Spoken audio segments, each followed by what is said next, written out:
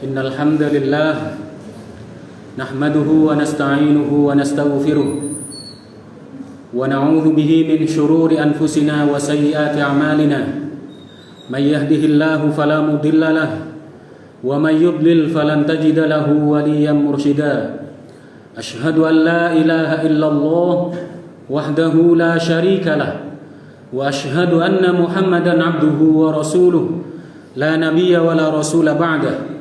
Allahumma salli ala Muhammad wa ala alihi wa ashabihi wa man tabi'ahum bi ihsanin ila yaumil qiyamah.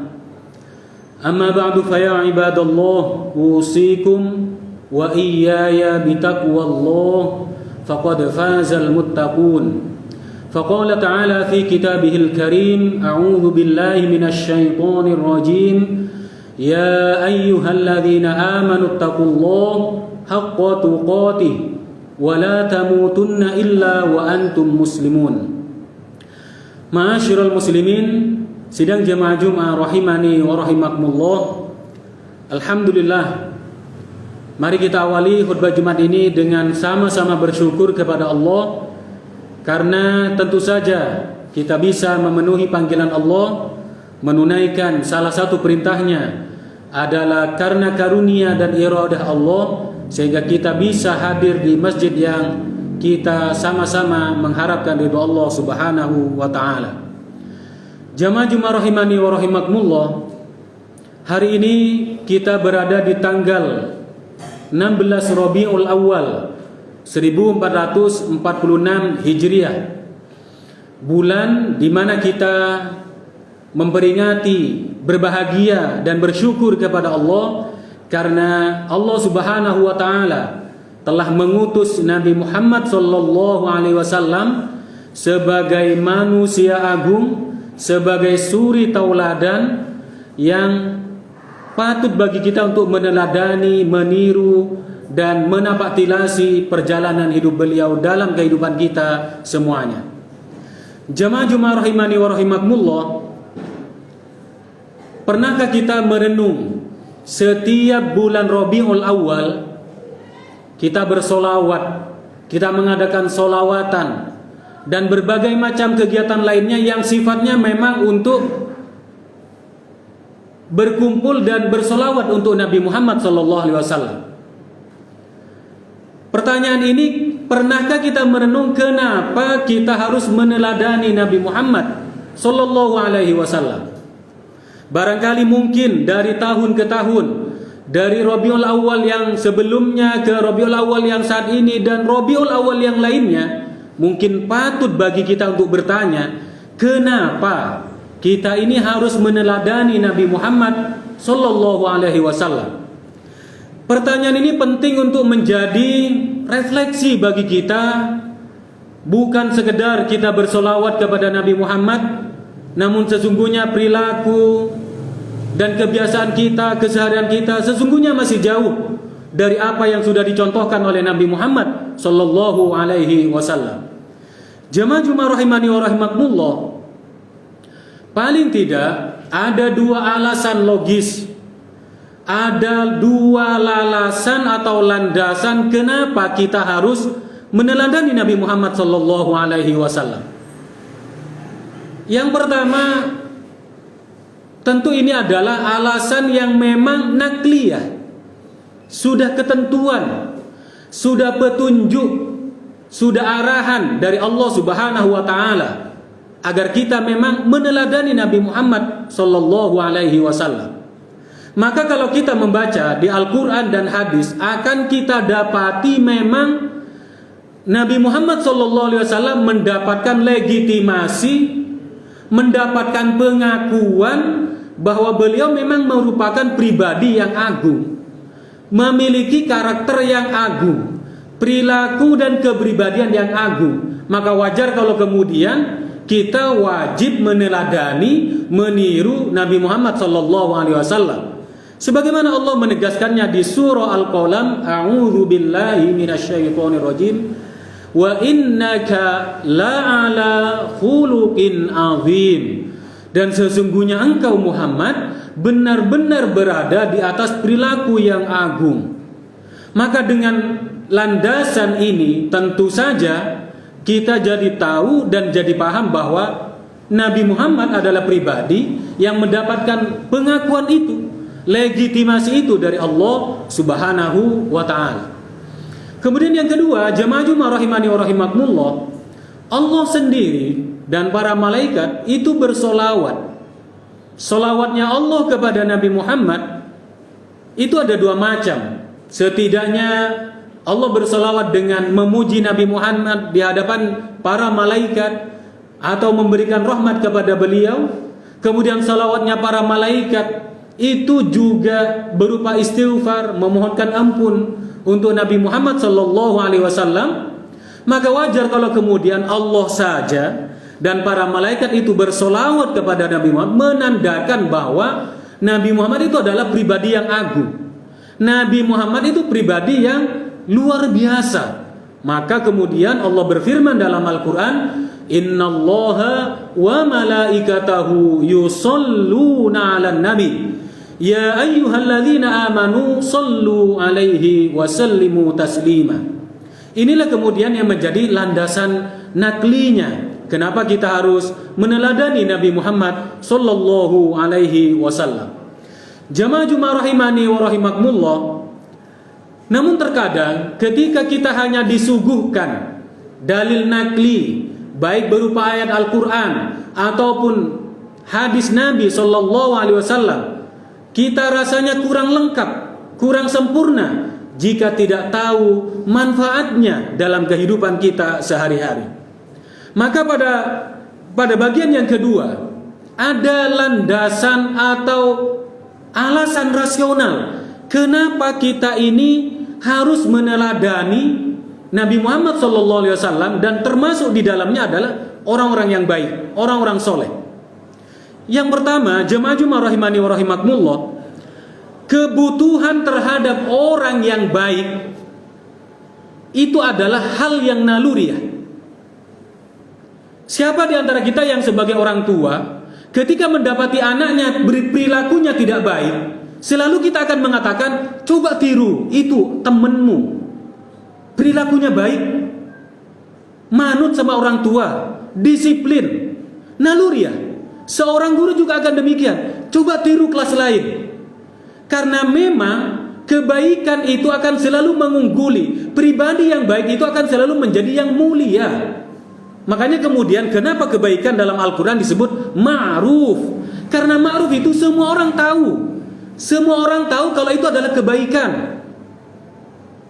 Maka jemaah Jumat rahimani wa rahimakumullah, kebutuhan terhadap orang-orang baik dalam kehidupan ini itu adalah naluriah. Sebagaimana anak kita itu akan selalu meniru orang-orang yang baik, yang lebih baik daripada dirinya. Maka wajar kalau kemudian Allah menghadirkan profil-profil orang baik dalam kehidupan ini, mulai dari para nabi dan rasul, orang-orang soleh, orang-orang yang jujur, dan para pejuang bangsa yang kemudian semua mereka patut dan layak untuk diteladani. Maka jemaah Jumat rahimani wa rahimakumullah, kalau kita menyadari bahwa kebutuhan terhadap orang yang baik itu adalah naluriah, seyogyanya memang kita orang-orang yang lebih dewasa, taruhlah kita sebagai orang tua ataupun sebagai guru ataupun masyarakat yang sudah dewasa, bagaimana kita berusaha untuk menempatkan diri, membawa diri sehingga kita layak dan patut untuk diteladani oleh generasi yang lebih muda. Dan satu hal yang perlu digarisbawahi adalah bahwa menjadi orang baik itu prosesnya lama sekali. Bukan seperti sulap, hari ini diceramai, hari ini dididik, hari ini dibimbing, hari ini dihukum, kemudian besok menjadi baik. Lama prosesnya. Makanya wajar kalau kemudian menjadi orang tua itu adalah pekerjaan yang berat, menjadi guru juga pekerjaan yang berat. Karena memang untuk menghadirkan orang yang baik itu sekali lagi bukan pekerjaan ringan. Jemaah Jumat rahimani wa rahimakumullah, itu adalah alasan logis yang pertama. Kemudian yang kedua, jemaah Jumat rahimani wa rahimakumullah, Dalam hidup ini kita sesungguhnya butuh standar nilai. Nilai-nilai kebaikan itu harus senantiasa dilihatkan. Kalau dalam bahasa ulama Nusantara kita disebutkan dimaklumatkan, diberitahukan, bukan dalam rangka ria, tapi memang untuk dikasih tahu bahwa ini kebaikan. Jangan sampai kemudian kebaikan itu menjadi sesuatu yang rendah, selalu harus disembunyikan dengan alasan takut ria, yang kemudian generasi muda kita, secara khusus generasi muslim, itu tidak tahu kalau itu adalah kebaikan. Jemaah Jumat rahimani wa rahimakumullah, bisa dibayangkan jika dalam kehidupan ini tidak hadir profil-profil orang-orang yang kemudian dia menjadi standar kebaikan, profil kebaikan. Seorang penegak hukum misalnya, kemudian dia tidak menampakkan diri, tidak menampilkan diri sebagai pribadi yang layak dicontoh, maka kemudian siapa lagi yang akan dipercaya dari penegak hukum itu? Kalau seorang pejabat, wali kota misalnya, atau bupati kemudian tidak menampilkan diri dalam bentuk perilaku yang baik, terus siapa lagi yang akan ditiru, diteladani oleh rakyatnya? Kalau seorang presiden kemudian tidak patut ditiru tutur katanya, perilakunya, lantas siapa yang akan ditiru oleh rakyatnya ketika contoh-contoh kebaikan itu tidak hadir nyata dalam kehidupan? Inilah kemudian yang akan menjadi sumber pertama chaosnya sebuah masyarakat, sebuah bangsa, ketika sudah tidak ada contoh-contoh kebaikan yang itu hadir dalam pribadi manusia, utamanya pada orang-orang yang seharusnya menampilkan diri sebagai public figure. Jemaah Jumat rahimani wa rahimakumullah, inilah sesungguhnya alasan logis, dan masih banyak alasan logis lainnya kenapa kita ini butuh terhadap orang-orang baik dalam kehidupan. Karena orang yang buruk, orang yang jahat, orang yang durjana itu sudah terlalu banyak dan berani menampilkan keburukannya. Sedangkan orang yang baik rata-rata berlindung di balik ketawaduan, rata-rata berlindung di balik khawatir riya. Padahal sesungguhnya jemaah Jumat rahimani wa rahimakumullah, ada satu hal yang perlu kita waspadai terkait dengan semua budaya-budaya yang saat ini masif muncul di berseliweran di media sosial kita. Apa itu? Yang disebut dengan artificial profiling. Contoh palsu. Kita hadir di televisi kita, hadir di YouTube kita, Superman, seakan-akan dia adalah benar-benar manusia super. Hadir seorang Spider-Man dan man-man lainnya yang sesungguhnya itu adalah hanya artifisial, tidak nyata, tapi seakan-akan itulah yang patut dicontoh. Maka kemudian generasi muda kita mencontoh sesuatu yang palsu, bukan sesuatu yang nyata, bukan jerih payah orang tuanya, bukan disiplin gurunya, bukan kebaikan orang tuanya. Itulah yang kemudian ditiru. Masya Allah, betapa kemudian yang menjadi standar nilai bagi generasi muda kita itu adalah sesuatu yang palsu. Maka jemaah Jumat rahimani wa rahimakumullah, terlalu banyak jika diuraikan pada kesempatan yang singkat ini terkait dengan kenapa kita harus meneladani Nabi Muhammad SAW ataupun meneladani kebaikan-kebaikan dalam kehidupan ini dan memaklumatkan, mensyiarkan kebaikan dalam kehidupan ini, karena memang kebaikan itu mahal. Untuk menghadirkan kebaikan itu prosesnya lama dan panjang sekali, bahkan membutuhkan energi dan biaya yang sangat besar sekali.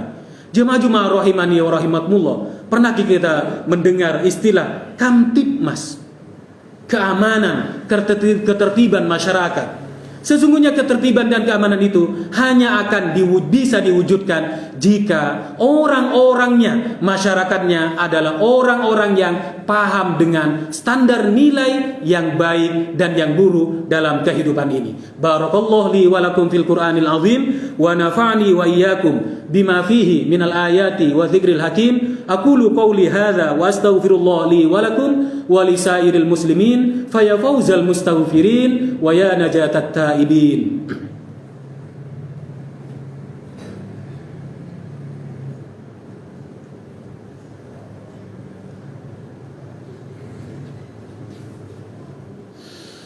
Alhamdulillahi rabbil alamin wal 'aqibatu lil muttaqin wala 'udwana illa 'alal zalimin.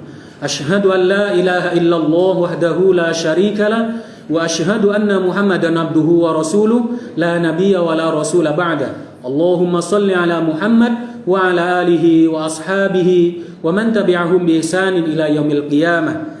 Amma ba'du fa ya ibadallah usikum wa iyaya bi taqwallah faqad fazal muttaqun. Faqala ta'ala fi kitabil karim wa tazawwadu fa inna khairaz zadi taqwa wattaquni ya ulil albab. Ma'asyiral muslimin jamaah Jumat rahimani wa rahimakumullah.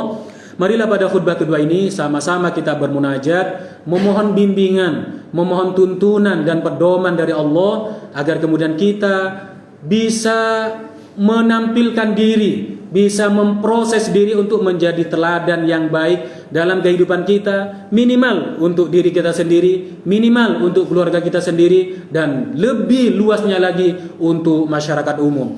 Innallaha wa malaikatahu yusholluna 'alan nabi ya ayyuhalladzina amanu shallu 'alaihi wa sallimu taslima. Allahumma shalli 'ala Muhammad wa 'ala ali Muhammad kama shallaita 'ala Ibrahim wa 'ala ali Ibrahim fil 'alamin innaka Hamidum Majid.